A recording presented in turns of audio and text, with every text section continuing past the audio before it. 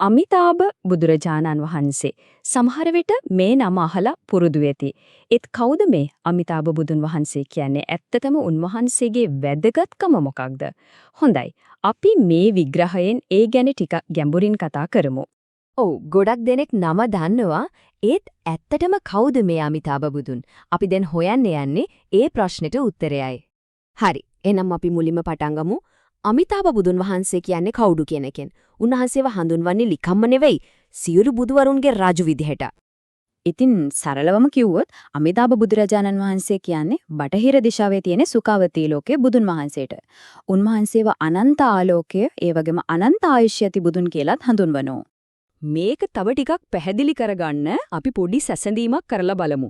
අපි දන්න ශාක්‍ය මුනි බුදුන් වහන්සේ පහළ වුණේ අපි මේ ඉන්න ලෝකයේ.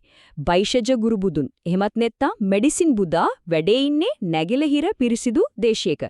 හැබැයි අමිතාභ බුදුන්ගේ රාජධානිය තමයි බටහිර සුඛාවතී ලෝකය. උන්වහන්සේගේ තත්ත්වය කොච්චර ඉහළද කියනවනම් මූලාශ්‍රයේ සඳහන් වෙන්නේ දස දිශාවෙම වැඩ ඉන්න බුදුවරුන් විසින් උන්වහන්සේව සියලු බුදුවරුන්ගේ රජු ලෙස පිළිගනු ලැබුවා කියලා. හොඳයි, දැන් අපි කතා කරමු අමිතාභ බුදුන් වහන්සේ විසින් නිර්මාණය කළා කියන මේ අපූර්ව සුඛාවතී ලෝකය ගැන. මේක නැවත ඉපදීම කියන සීමාවෙන් ඔබට ගිය තැනක් විදිහටයි විස්තර වෙන්නේ. හිතා ගන්නකෝ මේ ලෝකය හදලා තියෙන්නෙම වස්තුවෙන්. එහි පොළව, ගස්, මාලිගා මේ හැම දෙයකින්ම පුදුමාකාර ආලෝකයක් විහිදෙනවලු. ගුණාටකින් පිරුණු ජලය තියෙනවා, සත්‍රුවණින් නිමවුණු නෙළුම් පොකුණු තියෙනවා. එතන ජීවිතේ කොච්චර සැහැල්ලුද කියනවනම් හිතන පමාවෙන් ඇඳුම් ලැබෙනවා. කෑම කන්න හිතුනොත් ඒ වෙලාවෙම කැමැතිම කෑම ලැබෙනවා. ඒ විතරක් නෙවෙයි, එහි ඉන්න සත්වයන් වයසට යන්නෙත් නැහැ, ලෙඩ වෙන්නෙත් නැහැ, මැරෙන්නෙත් නැහැ. ඒත් මේ හැම දෙයකටම වඩා වැදගත්ම දේ තමයි එතන දුක කියන දේ සම්පූර්ණයෙන්ම අවසන්. කිසිම කෙලෙස් ගතියක්, කනසැල්ලක්, බයක් එතන නැහැ. වැසිකිලි, රෝහල්, සුසාන භූමි කියන දේවල් එහෙ හොයාගන්නවත් බෑ. හැම කෙනෙක්ටම දිව්‍යමය බලයන් තියෙනවා. ඒ වගේම හරිම ඉක්මනට බුදු වෙන්නත් පුළුවන්. තියෙන්නේම සතුට විතරයි, දුකක් කියන දෙයක් කොහෙත්ම නැහැ. දැන් මේක අහගෙන ඉන්නකොට හිතෙන්න පුණා මේක නිකන් ලොකු VR ගේම් එකක් වගේ නේද කියලා. නමුත් මූලාශ්‍රය හරිම පැහැදිලිව කියනවා නෑ ඇත්තටම එහෙම තැනක් තියෙනවා කියලා. ඉතින් දැන් කුතුහලයක් ඇති වෙනව නේද? හොඳයි එහෙනම් හැමෝදෙම හිතන ප්‍රශ්නය.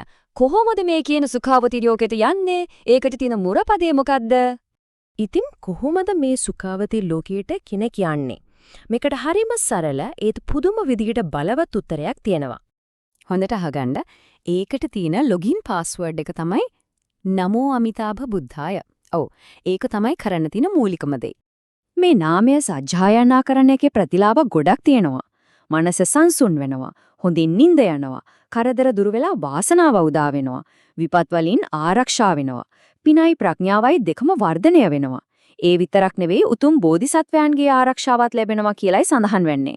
හැබැයි මේ හැම දෙයකටම වඩා ලැබෙන ලොකුම වටිනාම දේ තමයි ජීවිතයේ අවසානයේදී මේ ලෝකෙන් සමුගන්න වෙලාවට අමිතාභ බුදුරජාණන් වහන්සේම ඇවිත් ඒ කෙනාව සුඛාවතී ලෝකෙට එක්කගෙන යන එක. හරි. ඒත් ඇයි මේ ක්‍රමේ මෙච්චර සාර්ථක? මෙච්චර සරල දෙයක් කොහොමද ක්‍රියාත්මක වෙන්නේ?